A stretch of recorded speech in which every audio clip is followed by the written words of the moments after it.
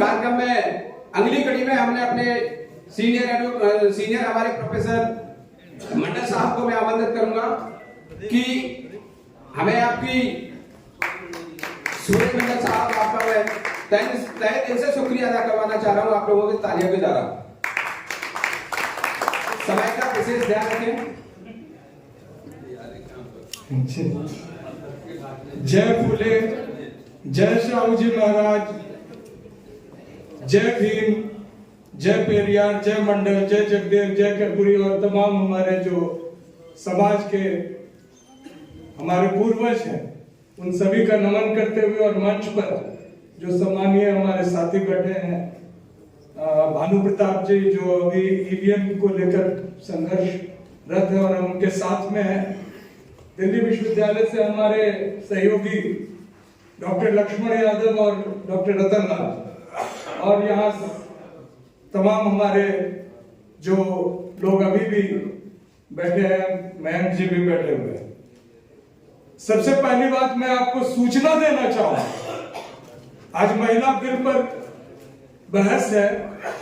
दिल्ली विश्वविद्यालय में हमारी महिला साथी जो है जिनको 2020 में निकाला गया था, डॉक्टर रितु सिंह संघर्षरत है और आज उनका एक विशेष कार्यक्रम था जिसमें भाई चंद्रशेखर आजाद जी भी शामिल हुए और दिल्ली विश्वविद्यालय आज एक फोर्ट की तरह है, उसके आर पार लोग जा नहीं सकते हैं।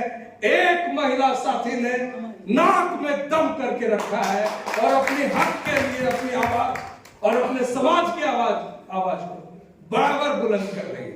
मैं ओबीसी महासभा से निवेदन करूंगा कि उनके समर्थन में भी वो जरूर अपना वक्तव्य, ट्वीट वगैरह जो भी है करें। इसमें आज दूसरी बड़ी बात है कि जो दो टॉपिक बहुत ही महत्वपूर्ण है, महिला आरक्षण। जिस समय और हमारे कई साथी बोल चुके हैं कि महिला आरक्षण में जब तक ओबीसी आरक्षण नहीं है वो मुकम्मल नहीं है। शरद यादव जी इसको लेकर संसद में बहुत जोरदार भाषण दिए थे, आज भी उनका भाषण वही महत्व रखता है जो उस समय था।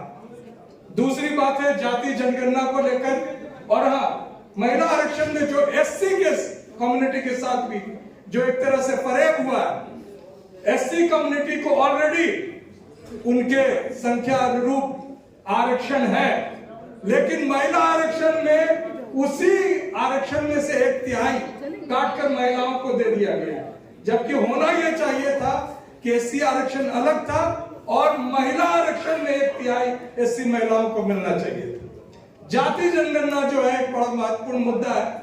मैं बिहार सरकार को और नीतीश कुमार जी और तेजस्वी जी को और अब जगन रेड्डी साहब को जो आंध्र प्रदेश के मुख्यमंत्री है सभी को बधाई देता हूं, लेकिन मैं ये बताना चाहूंगा कि यह मुकम्मल जाति जनगणना नहीं है।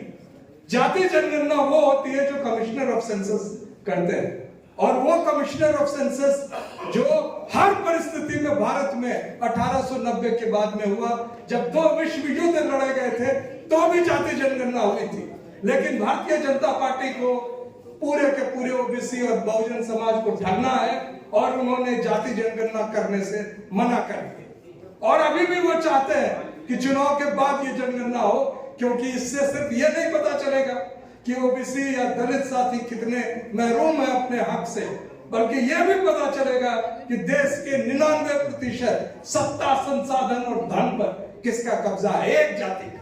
सुप्रीम कोर्ट पर किसका कब्जा है, एक जाति का। और जितने सेक्रेटरीज हैं गवर्नमेंट ऑफ इंडिया में, एक में भी ओबीसी नहीं।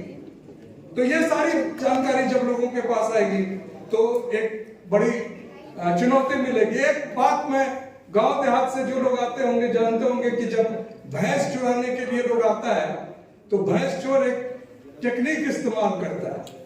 वो भैंस को लेकर एक डायरेक्शन में जाता है, दूसरे डायरेक्शन में घंटी बजाता है। गांव के लोग अगर जाग गए तो जिधर घंटी बज रही होगी उधर वो भागते हैं और भैंस चोर लेके भैंस चला जाता है। इस बार क्या हो रहा है, 22 तारीख को एक घंटी बजाई गई और उस घंटी में लोग बड़े तादाद में खुश हो रहे हैं। आपका जो भैंस चुराने वाला है, यानी आपका वोट, वो चुरा कर ईवीएम से इधर गायब हो गया। 2024 के चुनाव में अगर ईवीएम से होगा, आप कभी नहीं जीत सकते हैं, किसी हालत में नहीं जीत सकते हैं। और हमारे मध्य प्रदेश से कई साथी यहाँ उपस्थित हैं, मैं उनको बता दूं, वो अपने अपने विधानसभा में ही देख ले, 99% ईवीएम चार्ज था।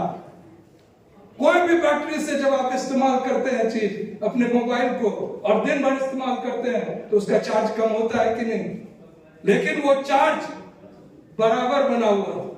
और मैं एक सूचना और देना चाहता हूं, समय की कमी है।